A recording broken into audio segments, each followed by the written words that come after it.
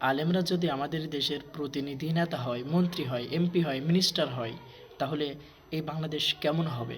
চলুন আমরা মাদারীপুরের নবনির্বাচিত এমপি আপন তিন ভাইয়ের ভিতরে যে দ্বন্দ্ব ছিল, তিনি মুহূর্তের ভিতরেই এই দ্বন্দ্বটাকে তিনি মিটিয়ে দিলেন। শেষ বয়সে জীবনের ওই শৈশব কালগুলা মনে কইরা, ভাই ভাই এই দ্বন্দ্ব তো আগে ছিল না, যখন আপনারা ছোট ছিলেন তখন তো এই দ্বন্দ্বগুলো ছিল না।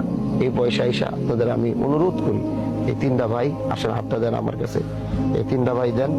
আজকে থেকে এই তিন ভাইরে যে এক কাতারে রাইখা গেলাম আল্লাহর দিকে তাকায়া। আমি সব সময় আছি, কিন্তু ওরা আমার মানে না। মানবে, এখন মানবে, এখন আসেন। তুমি বড় ভাইরে বাবার জায়গায় রাখবে, ঠিক আছে? সমস্যা হলে আমার বলবে, আমি যদি না যাই বড় ভাইরে, বড় ভাই না সামাদ ভাই, আপনার বড় ভাই না, বড় ভাইরে বাবার জায়গায় রাখবে। আজকের পর আর ভাই ভাই কোনো জ্ঞান করবেন না, ঠিক আছে? হ্যাঁ, এদিকে তিনজন একসাথে, হ্যাঁ ঠিক আছে ইনশাআল্লাহ। না, আপনি বড় ভাইয়ের জায়গায় রাখবেন। আজকে কোনো অভিযোগ দরকার নেই, আমারে করবেন, আমি সমাধান করবো। তাও আপনারা তিন ভাই মিল মহব্বতের সাথে থাকবেন, ঠিক আছে ইনশাআল্লাহ?